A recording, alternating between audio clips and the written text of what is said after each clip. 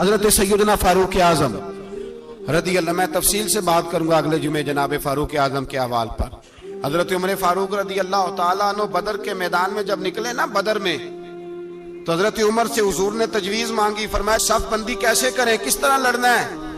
جناب عمر فاروق رضی اللہ تعالیٰ عنہ کہنے لگے حضور یہ جتنے آئے ہیں نا کافر لڑنے، یہ کسی کا کچھ چاچا لگتا ہے، کسی کا کوئی ماموں لگتا ہے، کسی کا بھائی ہے، کسی کا بیٹا ہے، تو محبوبہ صف بندی کی کیا ضرورت ہے؟ جو میرے رشتہ دار ہے میرے حوالے کریں، میں گردنیں کاٹ کے آپ کو دیتا ہوں۔ جو ابو بکر کے رشتہ دار ہے وہ ابو بکر کے حوالے کریں، وہ گردن کاٹ کے دے۔ جو علی کا کچھ لگتا ہے وہ علی کے حوالے کریں۔ ہم دنیا کو بتائیں گے کہ اشداء علی الکفار، اشداء علی، اس کے لیے ہمارے پاس سختی ہے، کوئی نرمی، وہ ہمارا سگا بھی ہو تو اس کے حق میں کوئی نرمی۔ حضرت عمر نے اپنے سگے ماموں کی گردن کاٹی بدر کے دن، سگے ماموں کی۔ حضرت ابو عبیدہ بن جراح، سنو، اسلام امن کا درس دیتا ہے، محبت کا درس دیتا ہے، بھائی اسلام ہی تو امن کا درس دیتا ہے، پر جڑی بوٹی کاٹنا بدامنی نہیں ہوتا، ظالم کا ہاتھ پکڑنا بدامنی، اور امن والے اور ہوتے ہیں بزدل، ان دونوں میں فرق ہوتا ہے۔ امن والا بننے کا کہا گیا ہے، بزدل بننے کا کہا۔ میرے نبی پاک نے جو بدر میں تلوار اٹھائی تھی، زرہ پہنی تھی، حضور علیہ السلام نے لوہے کی جیکٹ پہنی تھی، تو وہ بھی میرے رسول پاک نے امن کے لیے ہی پہنی تھی۔ میرے نبی پاک صلی اللہ علیہ وسلم نے احد کے دن جو ہتھیار اٹھائے تھے تو وہ بھی امن کے لیے اٹھائے تھے، وہ بھی امن کے لیے حضور نے ہتھیار اٹھایا تھا۔ ہتھیار اٹھانا بد امنی کی علامت نہیں ہوتا میرے بھائی، یاد رکھیں۔ حضرت ابو عبیدہ بن جراح نے میدان بدر کے اندر جب جنگ کا طبل بجا، حالات بگڑے، جناب ابو عبیدہ بن جراح کہتے ہیں تاریخ نے ایک عجیب موڑ پہ مجھے لا کے کھڑا کیا۔ آپ فرماتے ہیں میرے لیے اللہ نے جو آزمائش رکھی وہ سب سے بڑی رکھی۔ فرمانے لگے جب میں میدان میں نکلا تو کافروں نے میرے سامنے جس کو لا کے کھڑا کیا وہ میرا سگا باپ تھا۔ اور فرماتے ہیں اب مشکل بن گئی، عشق تے اگ دوویں ایک برابر، تے عشق دا سیک ودھیرا، اگ تے ساڑے ککھ تے کانے، تے عشق ساڑے تن میرا، تے اگ دا دارو می تے پانی، کوئی دسے ہیں عشق دا دارو کیڑا، بلے شاہ تھے کچھ بھی نہیں بچدا جتھے عشق ہوراں دا ڈیرا۔ فرمانے لگے اب میرے لیے سامنے باپ، ادھر بیٹا۔ اب فرماتے ہیں دو رستے تھے، باپ بچاؤں یا رسول اللہ کا دین بچاؤں۔ ایک منٹ تھا فیصلہ کرنے کے لیے کہ ابا بچے گا یا دین بچے گا، کفر بچے گا یا اسلام بچے گا۔ فرماتے ہیں میں نے منٹ پورا نہیں سوچا، میں نے تلوار اٹھائی، باپ کی گردن کاٹ کے گرائی اور رسول اللہ کا دین بچا لیا۔ باپ کی گردن کٹ کے گری اور نبی پاک کا دین بچ گیا، بچا لیا رسول اللہ کا دین۔ حضرت عمر نے ماموں کو مارا۔ حضرت مصعب ابن عمیر کہتے ہیں تاریخ مجھے بھی لا کے کھڑا کرتی ہے بدر کے میدان میں، تو کفر کا لبادہ اوڑھ کے جب سامنے آیا تو وہ میرا سگا بھائی تھا، سگا بھائی۔ ہزاروں قومیں وجود میں آئیں دہر میں خشک و تر کے رشتے سے، پر ہم نے بنیاد دوستی رکھی یاد خیر البشر کے رشتے سے۔ سگا بھائی کفر کا نمائندہ بن کے سامنے کھڑا ہوا۔ مجھے اکٹھے کھیلنا بھی یاد تھا، مجھے ایک برتن میں روٹی کھانا بھی یاد تھا، ایک ماں سے لوریاں سننا بھی یاد تھا۔ فرماتے ہیں یہ سارا کچھ یاد تھا، پر اسلام کے حق میں دیا ہوا خطبہ جو محمد عربی نے دیا تھا وہ بھی مجھے یاد تھا، مجھے رسول اللہ کی بتائی ہوئی باتیں بھی۔ فرماتے ہیں میں سارا کچھ بھول گیا، پر مجھے اپنے رسول کا پڑھایا ہوا سبق نہیں بولا، وہ مجھے یاد رہا۔ میں نے پھر سگے بھائی کی گردن کاٹی اور میں نے وہ گردن کاٹ کے حضور کے پاس پیش کی، اور میں نے دنیا کو بتایا کہ ہمارے لیے اصل وہ ہے جو ہمارے رسول ہمیں حکم ارشاد فرماتے ہیں، یہ رشتے ہمارے لیے اصل۔ ہمارے حضرت ابو بکر صدیق میدان میں نکلے، بیٹا کافروں کی طرف سے لڑنے آیا ہے، سگا بیٹا، اور میرے مصطفیٰ کریم نے فرمایا اولاد بزدل کر دیتی آدمی کو، پر جب ایمان پختہ ہو تو پھر صحابہ نے اس بزدلی کی بھی پرواہ نہیں کی۔ سگا بیٹا کافر کی جانب سے آیا، حضرت ابو بکر صدیق نے تلوار سے حملہ کیا، بیٹے نے ڈھال آگے کی۔ جب صاحبزادے نے ڈھال آگے کی نا تو حضرت ابو بکر کی تلوار لوہے کی ڈھال سے ٹکرائی، تلوار گر گئی۔ اب حضرت ابو بکر نہتے ہو گئے, صاحبزادے نے اٹھائی تلوار. کہتا جب میں مارنے لگا تو خیال آیا گھر تو میرا اجڑے گا نا, باپ تو میرا ہی ہے نا. صاحبزادے کہتے ہیں میں ابو بکر صدیق کو چھوڑ کے چلا گیا. بعد میں مسلمان ہو گئے, کلمہ پڑھ لیا. ایک دن گھر میں بیٹھے تھے تو بات شروع ہو گئی. صاحبزادے کہنے لگے ابا جی وہ یاد ہے نا جب میری ڈھال سے آپ کی تلوار ٹکرائی تھی اور تلوار گر گئی تھی تو میں نے آپ کو باپ سمجھ کے چھوڑ دیا, میرا ہی گھر اجڑنا تھا باپ سمجھ کے. جناب صدیق اکبر رضی اللہ تعالیٰ عنہ صاحب ابن شام نے لکھا ہے کہ اپنی سرین پر 2 دفعہ ہاتھ مارا, 2 دفعہ. کہنے لگے بیٹے تو اس وقت کافر تھا, تو نے مجھے چھوڑ دیا. میں جب واپس پلٹا تھا نا اسی دن اسی لمحے تو میرے دل میں خیال تھا کہ بیٹے نے تو چھوڑ دیا ہے, لیکن اگر بیٹا یوں میری تلوار کے نیچے آتا میں بیٹا سمجھ کے معاف نہ کرتا, کفر کا نمائندہ سمجھ کے قتل کر دیتا. اس لیے کہ میری نظر میں اگر کوئی اہمیت ہے تو رسول اللہ کے فرمان کی اہمیت ہے. باپ بیٹے اولاد کی کوئی اہمیت ہے؟ اشداء علی الکفار, کافر سے نفرت ہی نہیں ہوتی. حضرت عمر فاروق رضی اللہ, مجھے پلٹ پلٹ کے یاد آتے ہیں سیدنا فاروق اعظم. حضرت فاروق اعظم رضی اللہ تعالیٰ عنہ سے عیسائی بادشاہ نے کہا میں ملنا چاہتا ہوں. آپ فرمانے لگے ٹائم نہیں, جو تجھے ملنا ہے وہ مدینے کے غریبوں کو نہ ملوں گا, وہ رسول اللہ کے نوکروں کو نہیں ملوں گا, تجھے مل کے کیا کرنا ہے؟ میں انہیں ملوں گا جن کے لبوں پہ رسول اللہ کا درود جاری ہے, جو مصطفیٰ سے پیار کرتے ہیں. مجھے تجھ سے ملنے کی کوئی ضرورت ہے؟ ہمارے ہاں وہ نفرت نہیں کفر کے لیے جو مسلمان کے دل میں ہونی چاہیے. میرے رسول پاک سید عالم نور مجسم صلی اللہ علیہ وسلم نے جو لوگ تیار فرمائے, نیند تو نہیں آ رہی آپ حضرات؟ ایک وہ منظر تھا حضرت عمر نے جب اپنے سگے ماموں کو لتاڑا, جناب ابو عبیدہ بن جراح نے باپ کو قتل کیا, مصعب بن عمیر نے بھائی کو قتل کیا. ایک وہ منظر تھا. ایک وہ منظر تھا جب مسلمان مکے سے مدینے آئے, مدینہ طیبہ پہنچے تو مصطفیٰ کریم نے فرمایا یہ تمہارے بھائی ہیں, بس بات ختم ہو گئی. یہ تمہارے, بھائی اتنی سی بات ہے, یہ تمہارے, اس سے زیادہ نہیں. کوئی لمبا خطبہ نہیں نبی پاک نے دیا. فرمایا یہ تمہارے, اپنے بھائیوں کی مدد کرو. حد ہو گئی مدد کرنے کی. بھائی کا بازو پکڑا, گھر لے گئے. کہنے لگے یہ 15 کلے میرے ہیں, 6 جو تمہیں پسند آتے ہیں رکھ لو, تمہارے ہو گئے. گھر کا سامان بستر رضائیاں تک نکال کے دروازے کے اندر رکھے. بھائی سے کہا یار جو تجھے اچھا لگتا ہے رکھ لے, آدھا تیرا آدھا میرا. یہاں تک ایک وہ موقع جب اشداء علی الکفار, ایک یہ موقع رحماء بینہم. صحابہ کرام علیہم رضوان میں سے کسی کے پاس 2 باغ تھے, ایک میں کھجوریں زیادہ پکی ایک میں کم پکی. جب وہ اپنے بھائی کو دینے لگا تو اس نے کہا تجھے رسول اللہ نے میرا بھائی بنایا ہے, تجھے وہ والا باغ دوں گا جس کی کھجوریں زیادہ پکی ہوئی ہیں, وہ والا باغ دوں گا, کھجوریں زیادہ پکی ہوئی. اور یار تاریخ عالم نے یہ نظارہ نہیں دیکھا کہ وہاں سے ایک شخص آیا غریب ہے رشتہ نہیں ملتا. یہاں ایک شخص نے کیا کیا, اس کو اپنے خاندان سے اپنے گھر سے رشتہ بھی دیا. کہا بھائی ہے, اس کو یہاں بسانا ہے, رکھنا ہے, لانا ہے. کوئی تہذیب کا ٹکراؤ نہیں ہوا, کوئی ان لوگوں کے آپس میں جھگڑے نہیں ہوئے, کوئی نہیں کہا کہ یہ مہاجر ہے یہ انصار ہے, کوئی کسی جگہ نہیں کہا تمہارا کھانا پینا رہنا سہنا الگ ہے, کوئی کسی جگہ بحث نہیں ہوئی, آدھا بانٹ کے دیا. اور پھر بھائی چارے کا حال یہ تھا کہ تبوک کے بعد جب بڑا مال آیا نا مسلمانوں کے پاس, ڈھیر لگ گئے, بحرین سے مال آیا تو ڈھیروں لگ گئے.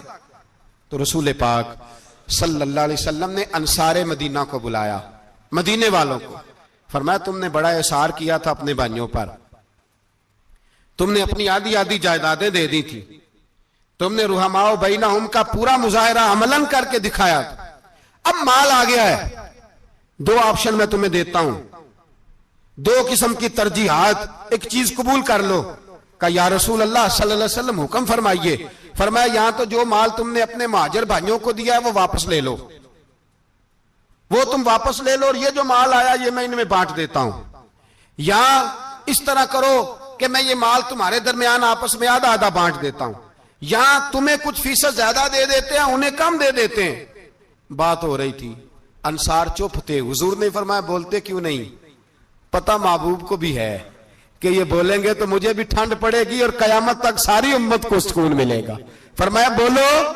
تو انصار مدینہ بولے تو رو کے بولے, کہا محبوبہ ہم نے مال کیا کرنا ہے, ہمارے پاس رسول پاک جو موجود ہے, یا رسول اللہ ہم نے کیا کرنا ہے مال کا؟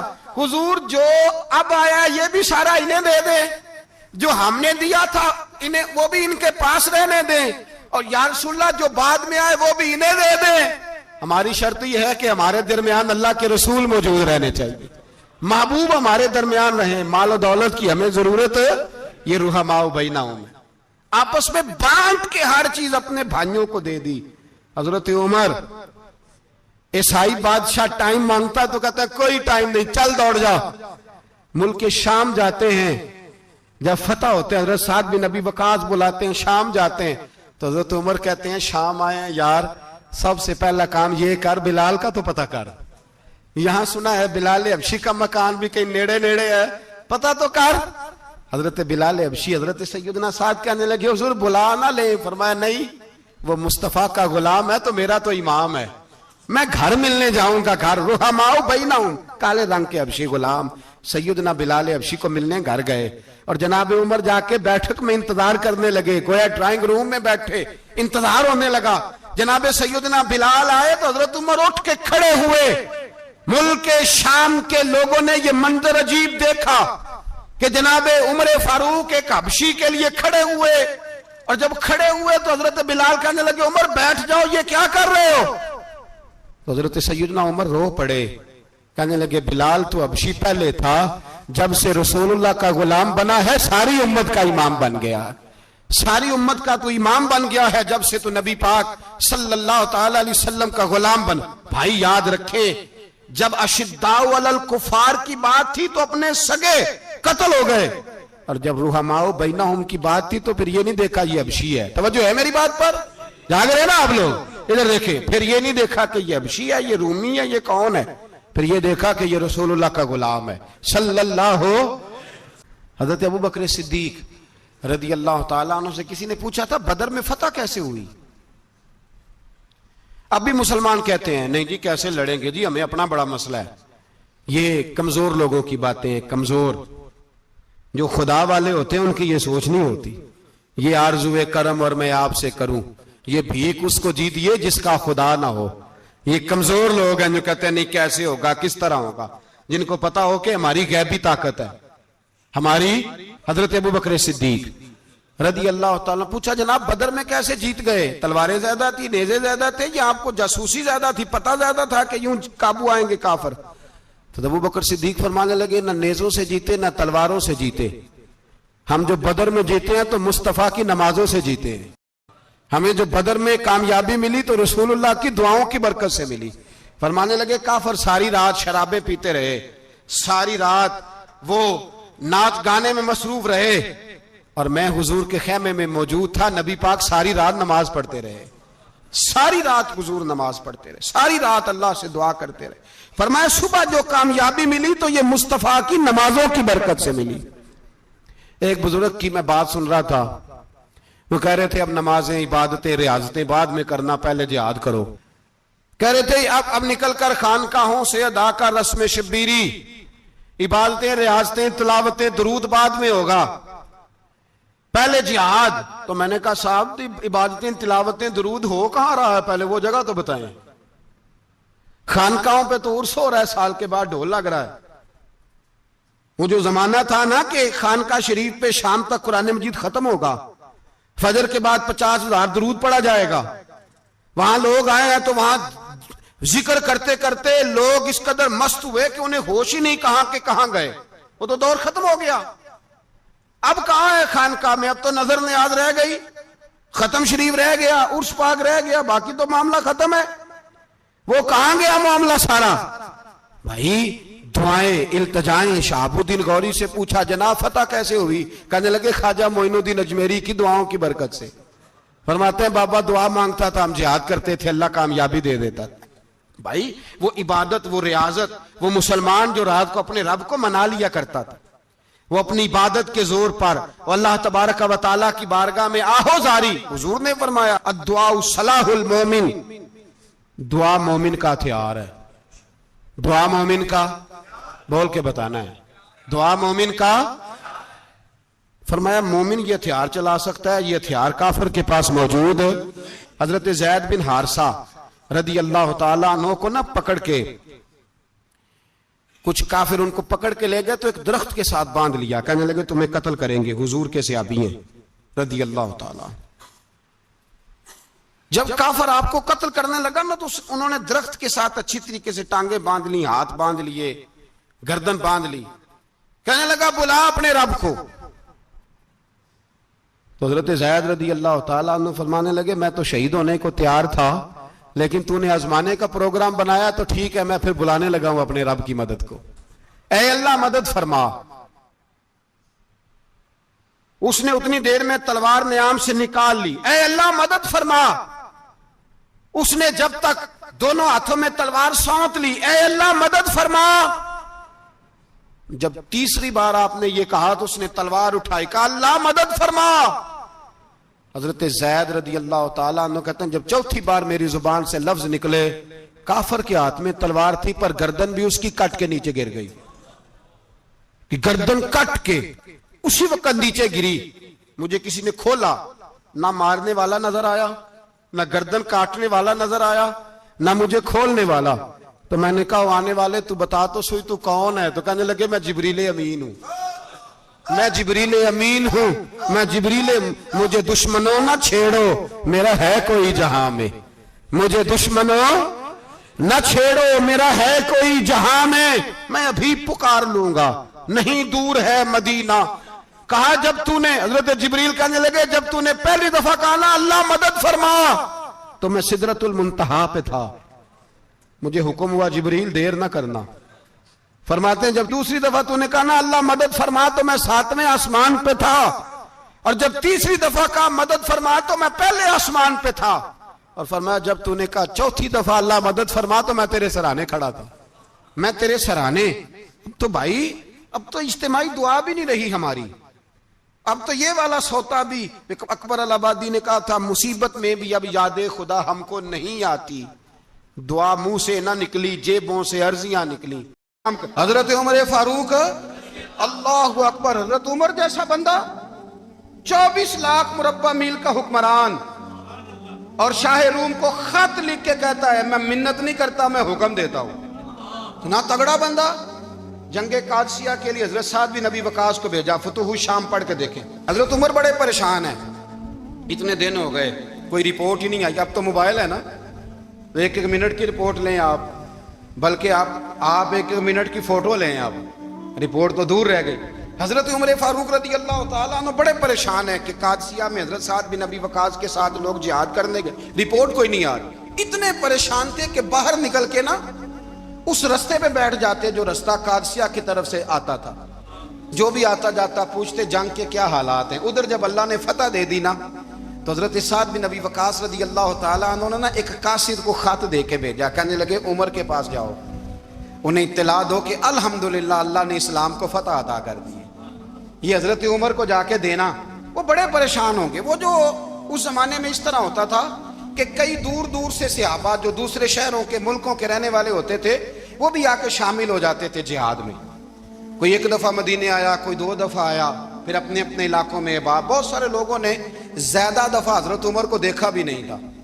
وہ جو قاصد خط لے کے آیا تھا نا اس نے ایک آدھ دفعہ دیکھا تھا، حضرت عمر بوڑھے ہو گئے، وہ پہچانتا نہیں تھا۔ ادھر سے وہ خط لے کے آ گیا، حضرت عمر مدینے سے باہر نکل کے اس روڈ پہ بیٹھے تھے جو قادسیہ سے آتا تھا۔ جب وہ اس آدمی کو آتے دیکھا تو حضرت عمر اٹھ کے کھڑے ہو گئے، فرمانے لگے قادسیہ سے آ رہے ہو؟ وہ کیا کہتا ہے؟ پھٹے پرانے کپڑے، ٹوٹے ہوئے جوتے، سر پہ پرانی پگڑی، کہنے لگے غلام مدینے کے رہنے والے ہو؟ حضرت عمر کہنے لگے ہاں مدینے کا ہوں۔ کہا میں قادسیہ سے آیا ہوں، الحمدللہ اللہ نے اسلام کو فتح دے دی ہے، الحمدللہ کفر کی کمر ٹوٹ گئی ہے۔ اس نے یہ بات کر کے تو گھوڑے کو ایڑی لگائی، گھوڑا دوڑنے لگا مدینے کے، حضرت عمر بھی ساتھ ساتھ دوڑ رہے، فرمانے لگے اچھا بتاؤ خالد بن ولید کا کیا حال ہے؟ تھوڑا آگے جا کے فرمانے لگے اسامہ بن زید کیسے ہے؟ وہ کہتے ٹھیک ہے۔ پھر اس نے اور گھوڑا، عمر ساتھ ساتھ دوڑ رہے ہیں، ساتھ ساتھ 24 لاکھ مربع میل کا حکمران، ایک جوتا پیر سے نکل گیا، عمر دوڑ رہے ہیں۔ آگے جا کے پوچھتے ہیں سعد بن ابی وقاص کا کیا حال ہے؟ کہ حضور وہ بھی ٹھیک ہے۔ کتنے لوگ میرے شہید ہو گئے مسلمانوں میں سے؟ کہنے لگا صحیح گنتی کا نہیں پتا، یہ لفظ ادا ہوتے ہوتے مدینے کی سرحد آ گئی، لوگوں نے عمر کو گھوڑے کے ساتھ دوڑتے دیکھا تو کہا امیر المومنین کیوں دوڑ رہے ہیں؟ وہ غلام چھلانگ لگا کے نیچے آیا، قدموں میں بیٹھ گیا، کہنے لگا حضور آپ نے بتایا ہی نہیں آپ امیر المومنین ہیں۔ آپ فرمانے لگے کیا بتاتا؟ میں تو اونٹ چرانے والے کا پتر ہوں، کیا بتاتا؟ وہ عمر ہوں جس نے اپنے گناہوں کا حساب دینا ہے، کیا بتاتا؟ جو سعد بن ابی وقاص کو جہاد پہ بھیج کے خود بزدلوں کی طرح گھر میں بیٹھا ہے، کیا بتاتا؟ کوئی حیثیت نہیں، کوئی تار، تو نے اچھا کیا، تو تو مجاہد تھا، مجھے ساتھ ساتھ دوڑایا، تو نے اچھا کیا۔ جتنے لوگ تھے چیخیں مار کے رونے لگے۔ حضرت فاروق اعظم سے کہنے لگے عمر جب تک تیرے جلوے رہیں گے اللہ کامیابیاں ہی عطا فرمائے گا، جب تک تیرا رنگ رہے گا اللہ تعالیٰ نوازتا ہی رہے گا۔ کچھ نہیں، کبھی اپنا آپ ظاہر ہی نہیں کیا۔ بہت بڑے تھے، بہت بڑے تھے حضرت عمر، بڑے تھے۔ حضرت ابو رافع غلام تھے، قرآن پاک بڑا سونا پڑھتے تھے۔ حضرت عمر جب بھی انہیں ملتے کہتے ابو رافع تو عمر سے اچھا ہے، قرآن بڑا شاندار پڑھتا ہے۔ تو وہ کہتے حضور اگر میں قرآن صحیح پڑھتا ہوں تو آپ کو قرآن کی تشریح زیادہ صحیح آتی ہے، آپ بھی تو مجھ سے افضل ہیں۔ تو آپ فرماتے نہیں پھر بھی تو مجھ سے افضل ہے۔ کیوں؟ اس لیے کہ تو اپنے آقا کی نوکری بھی ٹھیک کرتا ہے اور رب کی عبادت بھی ٹھیک کرتا ہے، اور مجھے خالص صرف عبادت کرنی ہوتی ہے وہ بھی ٹھیک نہیں کر پاتا۔ ساری زندگی اپنا محاسبہ، ساری زندگی اپنے گریبان میں دیکھا، ساری زندگی اپنے آپ کو پرکھا، اپنے آپ کو ٹٹولا۔ 62 سال عمر بیت گئی۔ حضرت حذیفہ بن یمان ایک صحابی تھے، میرے نبی کریم علیہ السلام نہ ان سے راز کی باتیں کرتے تھے۔ ہر بندے کا ہاضمہ ٹھیک نہیں ہوتا، سب سے راز کی بات نہیں کرنی چاہیے۔ حضرت حذیفہ بن یمان کہتے ہیں حضور راز کی باتیں بتاتے ہیں۔ مدینہ منورہ میں جو منافقین تھے ان کی لسٹ بھی نبی پاک نے حضرت حذیفہ بن یمان کو دی تھی۔ جب کوئی مشکوک آدمی مر جاتا نا تو صحابہ کہتے ہیں ہم دیکھتے اگر حضرت حذیفہ نے جنازہ پڑھا ہے تو ہم بھی جنازہ پڑھ لیتے۔ نبی پاک نے بھی کچھ جنازے نہیں پڑھے، ترمذی میں ہے، فرمایا عثمان سے جو بغض رکھے اس کا جنازہ نہیں پڑھیں گے۔ حضرت حذیفہ بن یمان اگر جنازہ پڑھتے تو لوگ پڑھتے، وہ نہ پڑھتے تو لوگ جنازہ نہ پڑھتے۔ حضرت حذیفہ بن یمان کہتے ہیں جناب عمر فاروق کی خلافت کے آخری ایام تھے، کچھ دنوں کے بعد وہ شہید ہو گئے۔ فرماتے آدھی رات کا وقت تھا، میں گھر میں سویا تھا بڑا بے فکر، اچانک میرے دروازے پہ دستک ہوئی، میں گھبرا کے اٹھا، اتنی رات کو کون آیا؟ کہتے ہیں قربان جاؤں، دروازے پہ گیا تو امیر المومنین فاروق اعظم دروازے پہ۔ میں نے کہا عمر کوئی حکم تھا تو مجھے بلا لیتے۔ کہنے لگے میں نا امیر بن کے نہیں آیا، تیرا ویر بن کے آیا ہوں۔ امیر المومنین کی حیثیت سے سرکاری کام سے بلاتا تو وہاں بلاتا، مجھے ایک ذاتی کام پڑ گیا۔ کہتے میں نے عمر کو گھر کی اندر بلا کے چارپائی پہ بٹھایا، میں نے کہا حضور میں غریب آدمی، میں کیا آپ کے کام آ سکتا ہوں؟ تو کہتے ہیں انہوں نے نا مجھے ساتھ بٹھا لیا، پھر میرا ہاتھ پکڑ لیا، کہنے لگے تو عمر کو جانتا ہے؟ عمر جھوٹ نہیں بولتا، تو جانتا ہے عمر وعدوں کا پکا ہے؟ کہا حضور جانتا ہوں۔ کہا میں اس وقت آیا ہوں جب دیکھ بھی کوئی نہیں رہا۔ حضرت حذیفہ بن یمان کہتے ہیں پریشان ہو گیا، حضور پہلیاں نہ بجھوائے، مہربانی کریں بتائیں کدھر آئے ہیں؟ حضرت عمر فاروق فرمانے لگے 62 سال کا ہو گیا ہوں، 63 میں چل رہا ہے، داڑھی سفید ہو گئی ہے، پھل پک گیا، اٹھ فریدہ ستیا، داڑھی آ گئی پور، اگا نیڑے آ گئی، پیچھا رہ گئی دور، اب قبر اشر کا معاملہ صاف نظر آنے لگا ہے۔ کہا حضور مجھ سے کیا چاہتے ہیں؟ حضرت عمر رو پڑے، کہنے لگے آج میں عشاء کے بعد نکلا ہوں تو نبی پاک کے صحابہ مجھے نیک کہہ رہے تھے، پھر میں نے بچوں کی ماں سے اور بچوں سے بھی پوچھا ہے، وہ بھی مجھ سے راضی ہیں، پر حذیفہ تیرے ساتھ نبی پاک راز کی باتیں کرتے تھے، سچ بتا کہیں عمر کا نام منافقوں میں شامل تو نہیں؟ سچ بتا ان منافقین میں تو شامل نہیں، کہیں اوپر سے تو نہیں سارا کچھ؟ حضرت حذیفہ بن یمان کہتے ہیں میں باپ کے مرنے پہ اتنا نہیں رویا جتنا عمر کے سوال پہ رویا۔ میں قدموں میں بیٹھ گیا، میں نے کہا نہیں عمر یہ تو میں نے نہیں سنا، لیکن یہ میں نے نبی پاک سے ضرور سنا ہے کہ میرے بعد اگر کوئی نبی ہوتا تو عمر ابن خطاب ہوتا۔ یہ میں نے اپنے کانوں سے سنا ہے کہ عمر جس گلی سے گزرے شیطان رستہ بدل جاتا ہے۔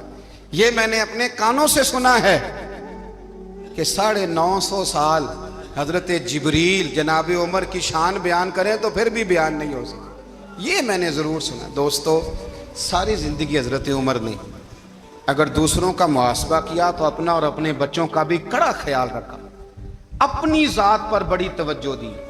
جو لوگ اپنا بھول جاتے نا، ہمیں اپنی صحت کا بڑا خیال ہے لیکن اپنی روحانی زندگی کا کوئی خیال نہیں ہے۔ حضرت عمر فاروق رضی اللہ تعالیٰ عنہ نا باہر والوں کا بھی بڑا سخت حساب کرتے تھے۔ بڑا ایک گورنر صاحب نے لباس بڑا شاندار پہننا شروع کر دیا تھا تو حضرت عمر نے اتروا کے نا تو انہیں ٹاٹ کا لباس پہنا کے تو اونٹ چرانے کی ڈیوٹی دے دی تھی۔ اتنا سخت احتساب کرتے۔ کسائی کی دکان پر بھی 1-2 گھنٹے کھڑے ہوتے تھے۔ جو آدمی مسلسل 2 دن گوشت خریدتا تھا نا، فرماتے تھے اس کا ٹیکس بڑھا دو، لوگوں کو دال نہیں مل رہی اور یہ روز گوشت کھاتا ہے۔ حضرت فاروق اعظم، اس کو جزیہ کہا جاتا تھا، یا کچھ اور معاملات ہوتے تو بڑھا دیتے تھے۔ مسلسل جو 2 دن آدمی گوشت کھاتا تھا، فرماتے تھے مدینے میں غربت ہے، اگر یہ والا نظام تم کرو گے تو غریب لوگ کس کی طرف دیکھیں گے۔ لیکن اس سے زیادہ بڑھ کر جو ان کی زندگی کا معیار اور سٹیٹس تھا وہ یہ تھا کہ اپنے گھر کا خاص خیال رکھتے، خاص توجہ کرتے۔ ملک شام سے اور ایران سے کچھ لوگ آپ کی خدمت میں آئے تو وہاں سے کچھ کنیزیں بھی آئیں، ان کے بادشاہ کا پیغام لے کے۔ شاہ ایران کی کنیز کو ملکہ نے کہا کہ نا حضرت عمر کی زوجہ کو دیکھ کے آنا ذرا کس طرح کی۔ ہمارے ملک میں کیا کہتے ہیں؟ خاتون اول، باقی سارے دووں میں خاتون اول۔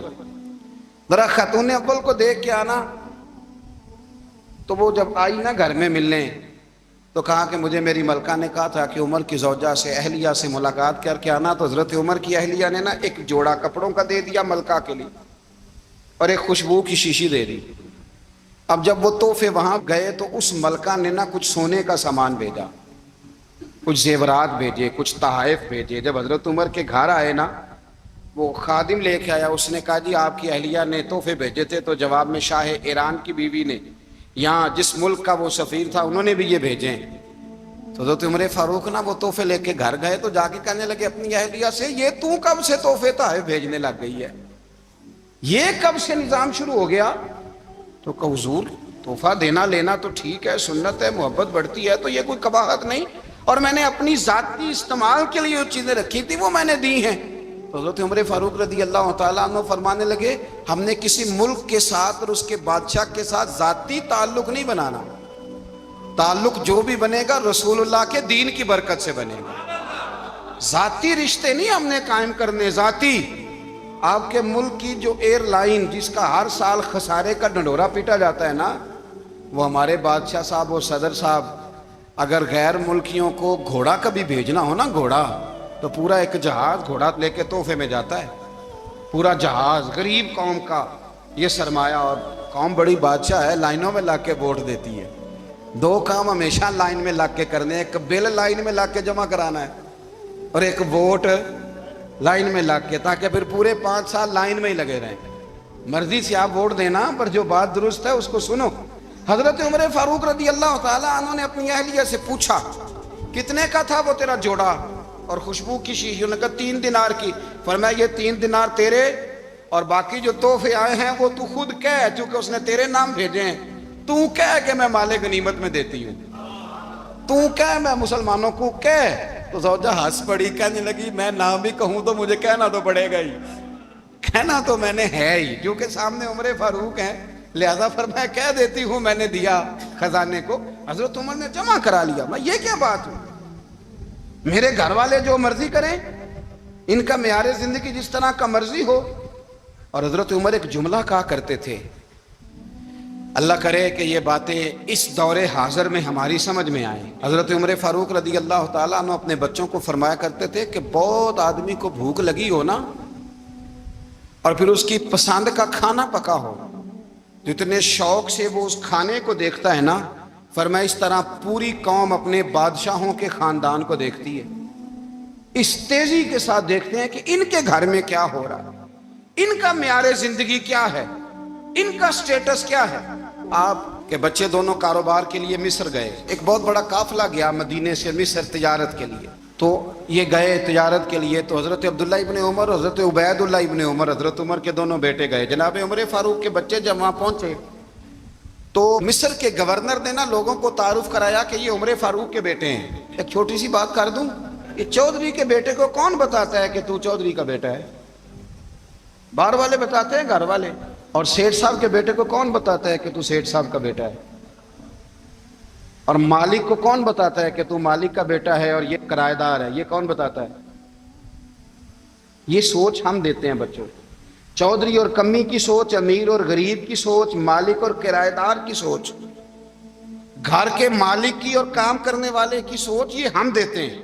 یاد رکھنا، یہ ہم دیتے ہیں، یہ ہمارا مزاج ہے، یہ باہر سے نہیں آتی۔ تو کوئی شہزادہ ہے، تو سیٹھ ہے، تو نواب ہے، یہ سوچ باہر سے نہیں آتی، یہ اماں سوچ دیتی ہے، اماں، یہ ابا سوچ دیتا ہے۔ اور پھر جب تباہی اترتی ہے تو اس کے ذمہ دار بھی باہر والے نہیں ہوتے، گھر والے ہوتے ہیں، گھر والے۔ ہمارے بچوں کی طبیعتوں پر زیادہ نقش باہر والوں کا نہیں ہوتا، گھر والوں کا ہوتا ہے، یاد رکھیے گا۔ حضرت عمر فاروق رضی اللہ، بچے ہیں، شہزادے ہیں، وہ کاروبار کرنے گئے اور وہاں بتایا گورنر صاحب نے کہ یہ فاروق اعظم کے بچے، امیر المومنین کے۔ لوگوں نے ان سے زیادہ مال خریدا، تجارت میں زیادہ نفع ہوا۔ ظاہر ہے کہ وہ آپ کے جو اللہ خیر کرے حکمران ہیں، ان کے کاروبار کتنے ملکوں میں ہیں، کس بنیاد پر ہیں؟ وہ صرف اس بنیاد پر کہ وہ حکمران رہے، ان کے لیے آسان تھا بڑے لوگوں سے تعلقات بنانا۔ حضرت عمر فاروق رضی اللہ تعالیٰ عنہ کے بچے ڈھیروں مال کما کے جب واپس آئے نا، تو حضرت عمر سے آ کے بچوں نے بطور محبت کا، ابا جی اللہ نے بڑا ہی فضل کیا ہے، بڑا مال کمایا الحمدللہ، یہ دیکھیں کتنا نوازا ہے۔ تو حضرت عمر کہنے لگے سارے قافلے نے اتنا ہی کمایا ہے؟ سارے قافلے نے اتنا ہی کمایا ہے؟ تو حضور نہیں، سارے قافلے نے اتنا نہیں کمایا، سب کو اتنا نہیں ملا۔ وہ تو وہاں گورنر صاحب نے لوگوں کو تعارف کرایا تھا کہ یہ عمر کے بچے ہیں، تو لوگوں نے پھر ہم سے بڑا ہی خریدا۔ تو حضرت عمر فرمانے لگے ٹھیک ہو گیا، میں بات سمجھ گیا، اس طرح کرو، جو تمہاری اصل زر تھی نا، جو راز تھی، وہ رکھ لو اور باقی سارا مال خزانہ میں جمع کرا دو، اس لیے کہ یہ تم نے تجارت نہیں کی، یہ تم نے اپنے باپ کا نام بیچا ہے، یہ تم نے امیر المومنین کے بیٹے ہونے کا فائدہ اٹھایا ہے۔ فرمایا یہ تمہارا نہیں حق، یہ مسلمانوں کا ہے، اس لیے کہ یہ مال تم نے محنت سے نہیں کمایا، یہ باپ کی کرسی کا فائدہ اٹھایا ہے۔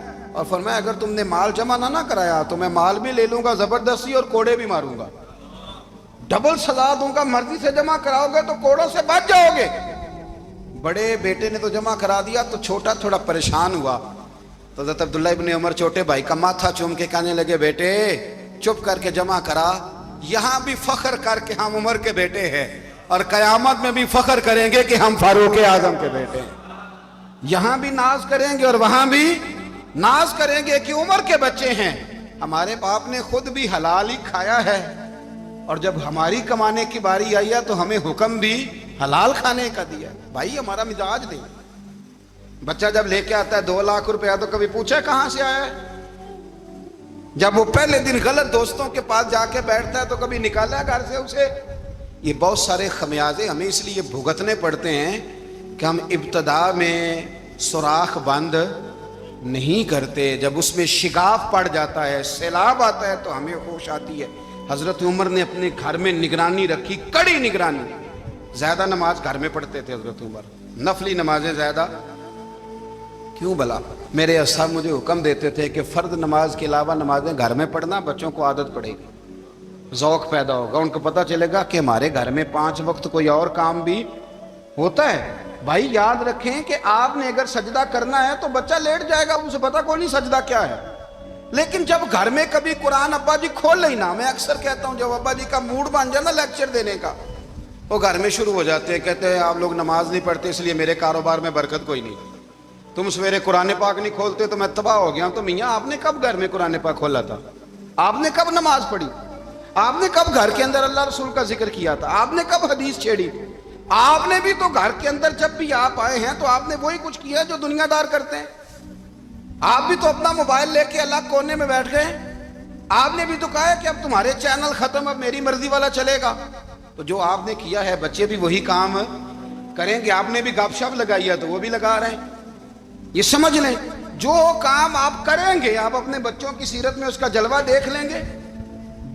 بڑی پکی سی بات ہے کہ آپ کو بچے کی عادتیں دیکھ کے سمجھ آ جائے گی کہ میں بھی یہی کرتا تھا اور یہ بھی۔ حضرت عمر فاروق رضی اللہ تعالیٰ عنہ وصال فرما گئے، تو آپ کے وصال کے بعد حضرت عثمان غنی رضی اللہ تعالیٰ عنہ نے آپ کی ایک بیوہ سے نکاح کیا، حضرت عمر کی ایک بیوہ سے۔ جب وہ آپ کے نکاح میں آئی تو کہنے لگی حضرت عثمان غنی سے کہ حضور نہ تو میں خوبصورت ہوں اور نہ میں جوان ہوں، نہ آپ کی کوئی خدمت کر سکتی ہوں، میرے ساتھ نکاح کرنا سمجھ میں نہیں آیا۔ کیا شاندار جواب دیا حضرت عثمان غنی نے، کیا خوبصورت جواب دیا۔ فرمانے لگے میں نے اس لیے نکاح نہیں کیا کہ مجھے تمہارے حسن سے دلچسپی تھی یا تمہاری خدمت کی ضرورت تھی، میں نے تو اس لیے نکاح کیا ہے کہ مجھے بتاؤ عمر فاروق گھر کے اندر اپنے رب کی عبادت کس طرح کرتے تھے، وہ قرآن پاک کس طرح پڑھتے تھے، وہ رویا کیسے کرتے تھے، استغفار کا طریقہ کیا، کس وقت کس انداز میں وہ اپنے رب کو یاد کرتے تھے۔ اس لیے کہ عمر کئی دفعہ گھر سے آتا تھا تو میں اس کے چہرے پر نور دیکھا کرتا تھا، میں روشنی دیکھتا تھا، ایک معیار دیکھتا تھا۔ نکاح اس لیے کیا ہے کہ مجھے عمر کی جو گھر کے اندر کی عبادت ہے اس سے آگاہ کرو، تاکہ عثمان غنی بھی چاہتے ہیں اس طرح کے عمل کرو جس طرح کے عمر فاروق کر کے گئے ہیں۔ بھائی جب تک ہم اپنے گھر میں وہ توجہ نہیں دیں گے، وہ مزاج دیکھیں نا، ہمارے گھروں میں جب نقشہ پاس ہوتا ہے تو ٹی وی لان بھی اس میں ہوتا ہے، ڈرائنگ روم بھی ہوتا ہے، نماز کی جگہ بھی ہوتی ہے نقشے میں۔ صحابہ جب گھر بناتے تھے تو ایک مسجد بیت کا نقشہ پاس کرتے تھے، ذہن میں رکھتے تھے کہ یہ کونا نماز کے لیے، وہاں جوتے لے کے کوئی نہیں جائے گا، وہاں نماز پڑھی جاتی تھی، عورتیں وہاں اعتکاف کرتی تھی۔ ٹی وی لان تو آ گیا ہے اور گھر کے اندر ٹی وی رکھنے کے لیے تو ایک کمرہ الگ سے بنا دیا گیا ہے، اور اب جو نئے نقشے پاس ہو رہے ہیں اس کے اندر گھروں کے اندر جگہ بنائی گئی ہے جہاں کمپیوٹر رکھے جائیں، اور بچوں کے لیے وائرنگ ہوگی نیچے تاکہ انہیں کوئی مشکل درپیش نہ ہو۔ یہ ساری چیزیں ہم نے نہانے کے لیے گھروں کے اندر اتنے اتنے بڑے واش روم بنائے ہیں کہ لگتا یہ ہے کہ سوائے نہانے کے اور کام ہی نہیں کوئی گھر میں ہوگا، ہر چیز آ گئی۔